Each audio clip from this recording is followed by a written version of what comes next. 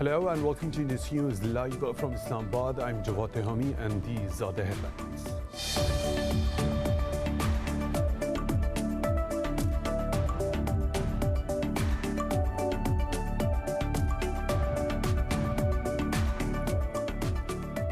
Pakistan's Foreign Minister Shah Mahmood Qureshi says a negotiated settlement is the only solution to the Afghan conflict. He was addressing a joint press conference along with the foreign ministers of Afghanistan and Turkey following a trilateral summit in Istanbul.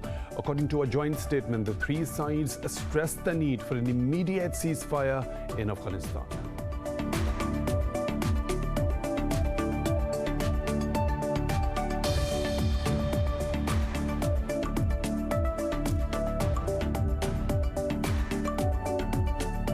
Pakistan's Prime Minister Imran Khan has appealed to the nation to follow SOPs for curbing the spread of the coronavirus. Addressing the nation, the Prime Minister said Pakistan Army will help implement COVID-19 restrictions. The country has reported 144 fatalities and over 5,800 cases overnight.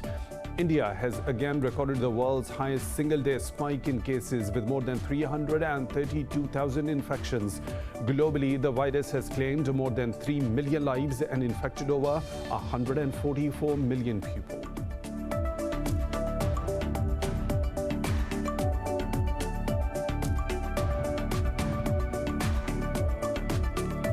At least 130 asylum seekers are feared dead after their rubber boat capsized in the Mediterranean Sea off the coast of Libya. A rescue charity said dozens of bodies were spotted near a capsized vessel. A spokesman for SOS Mediterranean said another wooden boat is still missing with about 40 migrants aboard. In Russia, jailed opposition leader Alexei Navalny says he is gradually ending his hunger strike following examination by non-prison doctors. His health started deteriorating after he went on the hunger strike last month to demand proper medical treatment. Those were the headlines and detailed stories right after a short break. Stay tuned.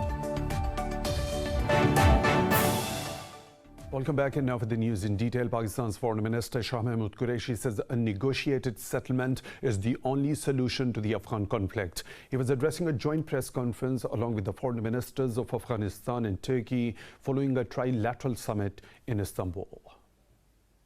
The foreign ministers of Turkey, Pakistan and Afghanistan have urged the Taliban to reaffirm their commitment to peace. In a joint statement issued after talks in Istanbul, the three ministers deplored the ongoing violence in the war-torn country. They stressed the need for an immediate ceasefire to end the violence and provide a conducive atmosphere for peace talks. Later, at a joint press conference, Pakistan's Foreign Minister Shah Mahmood Qureshi urged the stakeholders in Afghanistan to capitalize the opportunity for peace. Pakistan urged and will continue to urge the Taliban to come to the negotiating table and sit amongst themselves. It's their country, it's their future, and they have to sit and decide what they want for themselves. We can only facilitate. You as friends, as well-wishers, as brothers, care about them. We care about them. And we've suffered. After the Afghans, if somebody has suffered, we in Pakistan have suffered the most in human terms, in economic terms. Afghan Foreign Minister Hanif Atmar, who joined the meeting via video link, urged the Taliban to end violence. Turkish Foreign Minister Mevlut Çavuşoğlu said Ankara's efforts to organize a conference aimed at fast-tracking an agreement between the Taliban and Kabul will continue. The conference was scheduled for Saturday but was postponed after the Taliban said they will not participate in any summit until withdrawal of the troops from Afghanistan. Ankara says the talks will be held after the Islamic fasting month of Ramadan, but no new date has been set. The U.S. Central Command has expressed concern over Kabul's ability to hold ground after foreign forces pull out. General Kenneth McKenzie, head of the CENTCOM, was speaking during a hearing of the Senate Armed Services Committee. General McKenzie said the Afghan military could collapse without continued American support. He said the U.S. will look for a remote way to help the Afghan forces without having U.S. personnel in the country. Speaking with reporters later, McKenzie noted that the pace of Taliban attacks against Afghan forces is as high as the past 2 decades. He termed the Biden administration's deliberate and methodical withdrawal decision as promising. India has again recorded the world's highest single-day spike in COVID-19 cases with more than 332,000 infections. The country has also registered its record 2,263 deaths in the past 24 hours. Globally, the virus has claimed more than 3 million lives and infected over 144 million people. More in this report. Adverse effects of vaccines are complicating the efforts to control the outbreaks. A World Health Organization advisory group has updated guidance on the use of the AstraZeneca vaccine to include the risk of rare but severe blood clots. But WHO said it still believes that the benefits of the vaccine outweigh the risks. Meanwhile, the situation in India continues to get worse. 13 coronavirus patients who were in the ICU have died in a fire at a hospital in Maharashtra's Virar near Mumbai. Mass cremations have begun in New Delhi as the city faces a deluge of COVID-19 deaths. Volunteers have stepped up to help with funeral ceremonies of COVID-19 patients, whose bodies have been refused by the families for their last rites. जब families body accept नहीं करते. When the families do not accept the bodies of COVID-19 patients, the hospitals hand over the bodies to us after completing a small police formality. When the bodies come to us, we inquire about his religion, and if the patient is a Hindu, we perform the funeral as per Hindu customs, and if the patient is a Muslim, we do the funeral accordingly. Canada has also banned all flights from India and other regional countries for 30 days due to the spiking cases. This comes as a variant contributing to India's deadly surge was detected in Belgium, while the UK reported 55 more such cases. Meanwhile, the European Commission has asked the states to back legal action against AstraZeneca over an alleged breach of its contractual supply obligations. The German Parliament's upper house has approved the act to give the government emergency powers during the pandemic. The Fourth People's Protection Act is an important instrument and is not a challenge to the federal system and the way it works. It sets a unified parameter. It is a tool to deal with the current phase of the pandemic and has a time limit on it that expires on June 30. It is a compromise that can make a difference to our current situation, as the Act's name even suggests. It is an emergency brake. South Korea has conditionally allowed the public to use 2 self-test kits for the first time, as a renewed surge has kindled calls to step up testing. A man in Australia has tested positive after finishing his hotel quarantine, raising concerns about community transmission. Pakistan's Prime Minister Imran Khan has appealed to the nation to follow SOPs for curbing the spread of the coronavirus. Addressing the nation, the Prime Minister said Army will help implement COVID-19 restrictions. He warned that Pakistan may soon be facing a similar situation to India if the current trend continues. The country has reported another 144 deaths due to coronavirus in the past 24 hours. The Health Ministry says the countrywide death tally is now approaching 17,000. It says more than 5,800 people tested positive for the virus overnight. At least 100 asylum seekers are feared dead after their rubber boat capsized in the Mediterranean Sea off the coast of Libya. A rescue charity said dozens of bodies were spotted near the capsized vessel, which was carrying about 130 people. A spokesman for the SOS Mediterranean said another wooden boat is still missing with about 40 migrants aboard. Meanwhile, in a tweet, the International Organization for Migration expressed sadness over the tragedy. The global agency renewed the calls on states to redeploy search and rescue vessels in the Mediterranean Sea. In Russia, jailed opposition leader Alexei Navalny says he is gradually ending his hunger strike following examination by non-prison doctors. He went on the hunger strike last month after authorities refused him access to his personal doctor. In a social media post, Navalny said he will continue to demand a visit from his doctor to address a loss of sensation in his legs and arms. He also acknowledged the mass protests in his support across Russia. Navalny is serving a 2.5-year prison sentence for violating parole terms in an old embezzlement case. Lithuania, Latvia and Estonia have ordered 4 Russian diplomats working in local embassies to leave in solidarity with the Czech Republic. At a press conference, Lithuania's foreign minister said the diplomats were involved in non-desirable activities. Russia's ties with the West are strained over a range of issues, including Moscow's alleged troop buildup on Ukraine's borders and the health of jailed Kremlin critic Alexei Navalny. Earlier this week, Prague expelled 18 Russian diplomats, accusing them of being secret agents involved in a deadly explosion at a Czech arms depot in 2014. Russia's foreign ministry dismissed the allegations and expelled 20 Czech diplomats in response. Earlier, Moscow asked 5 Polish diplomats to leave the country by the 15th of May in a tit-for-tat move. The U.S. says it will continue to monitor the situation on Russia's border with Ukraine after Moscow's troops withdrawal announcement. In a statement, State Department spokesman Ned Price said no pullout has been made yet. However, Russia's state media says Moscow has begun pulling out troops that took part in military exercises in Crimea. Earlier, the Russian defense minister ordered troops to return to their bases after the completion of the drills.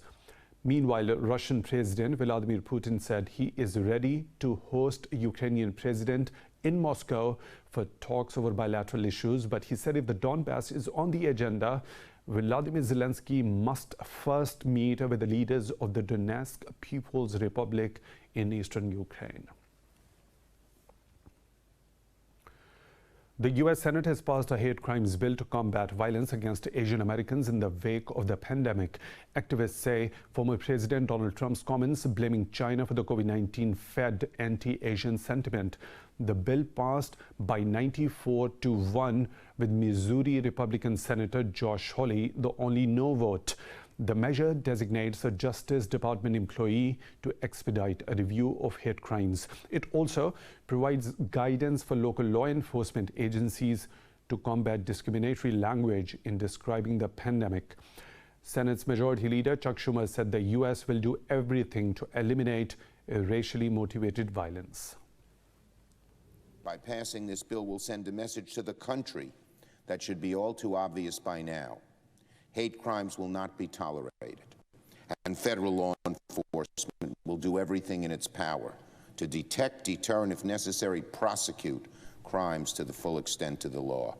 The bill is next expected to clear majority Democratic House of Representatives before heading for the President for the final signature. Now moving on to Iraq, at least 3 Katyusha rockets landed in the perimeter of Baghdad International Airport near the U.S. military base. In a statement, the Iraqi military said there are no immediate reports of the casualties or damages. The military said it also defused more unfired rockets found from the house used to launch the attack. No group has claimed the responsibility for the attack so far. Last week, 2 Iraqi soldiers were wounded in a similar attack on an Iraqi military base in the northern region. The UN's nuclear watchdog says Iran has halved the number of centrifuges enriching uranium at one of its nuclear plants. International Atomic Energy Agency reported that Iran changed the mode by which it was enriching up to 60% of uranium. In a report, the global atomic body said Iran is now using the cascade of IR6 centrifuges. However, the International Atomic Energy Agency report did not say why Iran had made the change. This comes a day after the IAEA's another report on Iran's installment of more advanced centrifuges. Iran announced to enrich uranium up to 60% in response to an alleged Israeli attack at Natanz last week. The Arab coalition says it has destroyed several Houthi drones targeting southern Saudi Arabian cities. The coalition said the rebels attempted to target the Jazan and Khamis Mushaid cities in the latest strikes. However, The Houthi rebels claimed that they have attacked Saudi Arabia's King Khalid air base in Khamis Mushaid. The Yemeni rebels also claimed to have attacked an Aramco oil facility in Jazan city. A Houthi spokesperson said the drones hit the intended targets accurately. The Houthis have stepped up cross-border aerial attacks on Saudi Arabia and a ground offensive in Yemen's Marib region. At least 100 Palestinians have been injured during clashes with the police in East Jerusalem. The Palestinian Red Crescent says 21 civilians needed hospital treatment. Palestinian media said Israeli police fired stun grenades and sprayed a foul-smelling skunk water to disperse the protesters. It said the Palestinians were holding counter-protests to a large anti-Palestine rally in Old City.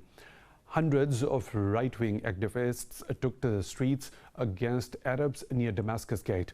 This follows a week of increased violent assaults against Palestinian citizens in the area.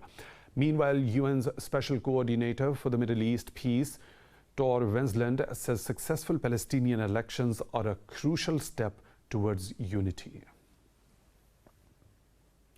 Indonesia says the leaders of ASEAN believe that a summit this weekend can lead to the betterment of Myanmar's people. In a news briefing, Foreign Minister Retno Marsudi said the bloc is determined to ease the crisis in Myanmar following the February 1st coup.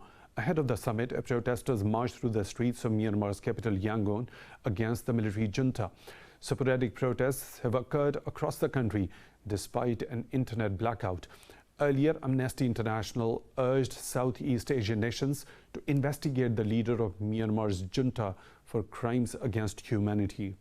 Meanwhile, security forces in Myanmar have killed over 700 people and detained 3,300 others since the military takeover. The U.S. military is sending airborne assets to aid Indonesia's search for a missing submarine with a crew of 53. Rescue teams from several countries are working to find the submarine that lost in the Bali Sea.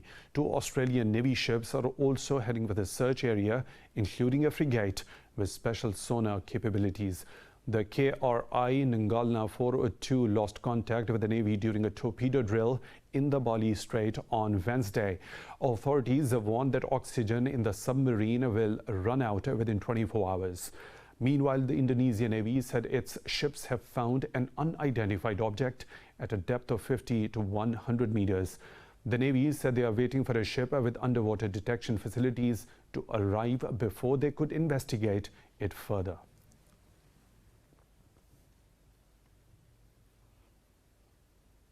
More stories to follow right after a short break. Stay tuned.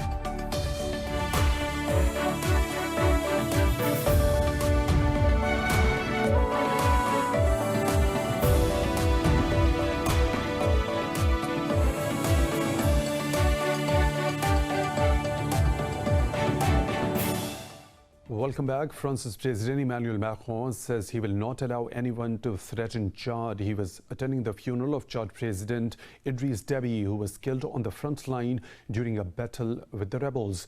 Paying tribute to the late leader, the French president called Déby a friend and a courageous soldier. Meanwhile, thousands of people gathered in Chad's capital, N'Djamena, for the state funeral of Déby. Ahead of the ceremony, Macron and regional leaders met with Déby's son and members of the Transition Council. They offered support towards a civilian-military transition in Chad for the good of regional stability.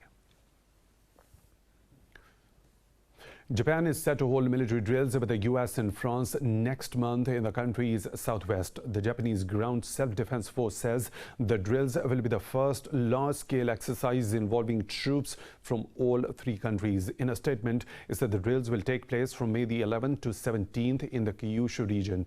Defense Minister Nobukishi told reporters that France shares the vision of a free and open Indo-Pacific. He said Tokyo wants better cooperation to improve the skills of Japan's forces in defending remote territories. In the U.S. state of North Carolina, protests continued for the second day after the fatal shooting of a black man in his car by the local police. The shooting came a day after a jury found Derek Chauvin guilty of murdering George Floyd. North Carolina Police Department says they have opened an investigation into the killing of Andrew Brown Jr. The event unfolded on April the 21st when authorities served Brown with a search warrant which led to his killing. Law enforcement officials did not say if Brown was armed at the time or whether he was considered a threat by the officers. The African American community says they fear for their safety. France has called for a quick implementation of a post-Brexit accord with Britain on mutual access to the fishing waters.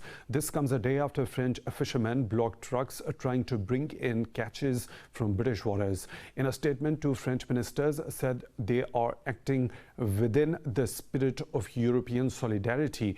But they added that granting access licenses from British waters and other issues must be resolved at the earliest. Despite a provisional deal, the minister said the UK has granted licenses to only 22 of the 120 French boats to fish. On Tuesday, the EU Parliament is set to vote on ratifying the trade accord with London that defines post-Brexit ties with Britain.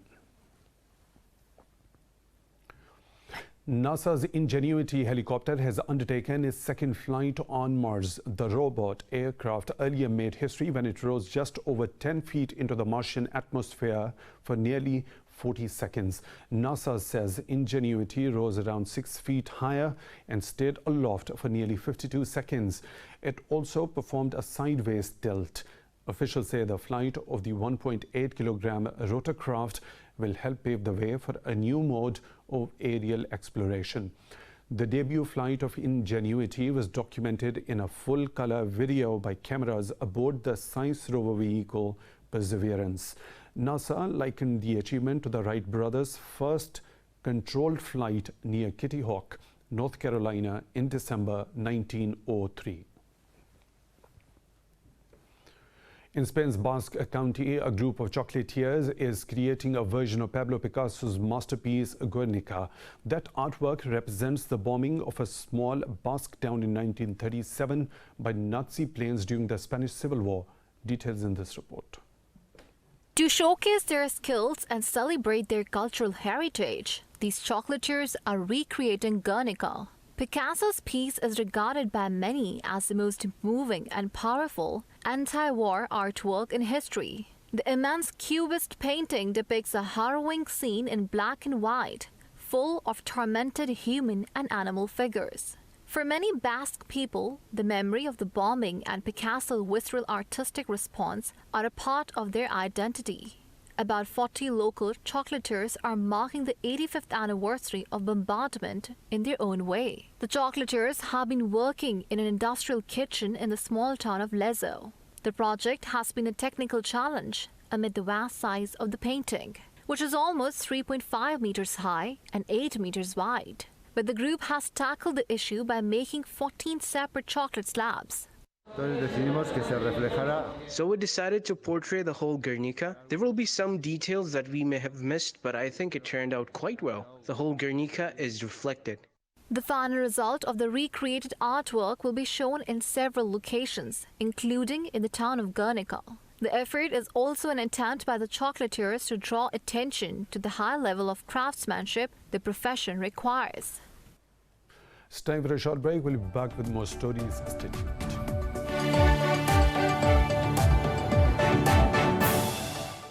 Welcome back. In Brazil, life is finally returning to Sao Paulo's heavily polluted Pinheiros River after removal of the trash. Experts say the arrival of fish and birds in one of the tributaries of the river has benefited hundreds of thousands of households. More in this report. Pinheiros River was considered a lost cause, but recent sightings of fish, ducks, and herons show wildlife could return to the river that runs through the heart of the sprawling South American city. The São Paulo governor says 30,000 tons of surface garbage has already been removed from the river, and 20 boats are working daily to clean the Pinheiros. Esse é o maior projeto ambiental do país. This is the largest environmental project in the country in terms of investment. A $727,344 million investment, $454,590 million in public investment, and $272.754 million in private investment. To rescue a river that for 70 years has become a bad example for Sao Paulo, a polluted and stinking river. With visible improvements, there are fresh hopes that residents of South America's largest city will make every effort to keep the river clean as they return to its banks. According to experts, the Corrigo do Espatario tributary has benefited at least 200,000 households living along the river's banks. Foram feitas 200. More than 200,000 calls were made out of the 500,000 house calls they want to make. This is very important. In this way, the main river can be cleaned by its tributaries, which provides better quality water to dilute any dirty water.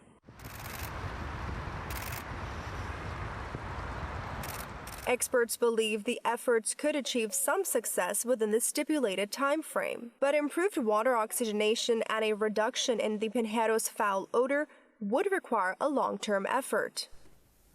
In Thailand, a Buddhist temple has broken the Guinness World Record for the largest candle display by lighting up over 300,000 candles. Details in this report. In a beautiful spectacle, the monks of the Wat Phara Dhammayaka temple chanted around a golden shrine as a 78-acre compound was lit. A total of 330,000 candles made up the shape of a Buddhist monk, meditation within a huge design of the earth. It is estimated that around 300,000 monks and devotees attended the ceremony virtually. Being themed as Cleanse the Mind, Cleanse the World, the event was timed to coincide with Earth Day. Temple's authorities say the purpose was to remind people to cleanse their minds before they start cleaning the world.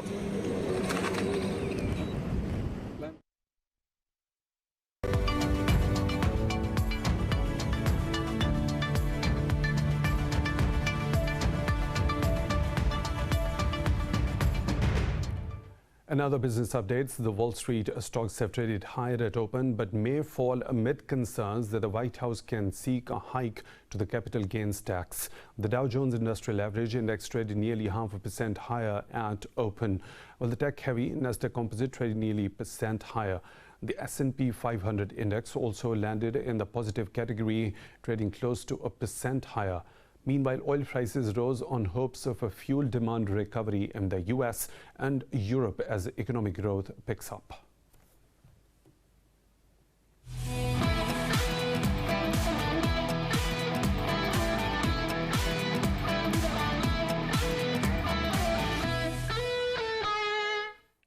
Japan has promised to ensure a safe Tokyo Olympics this summer after announcing a new state of emergency measures. During a news conference, Prime Minister Yoshihide Suga said restaurants and bars will remain closed. He added that big sporting events will be held without spectators from Sunday till 11th of May. Suga said that the contagion in major cities will spread across the country if no measures are taken. The pandemic has sharpened focus on whether the games can or should go ahead.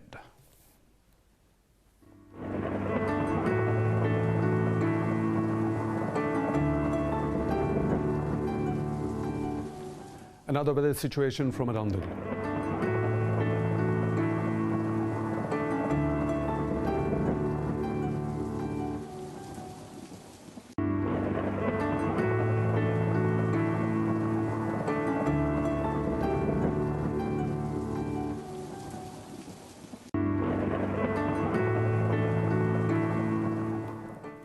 And that is all for now. With the latest updates, you can follow us on social media at Indus News.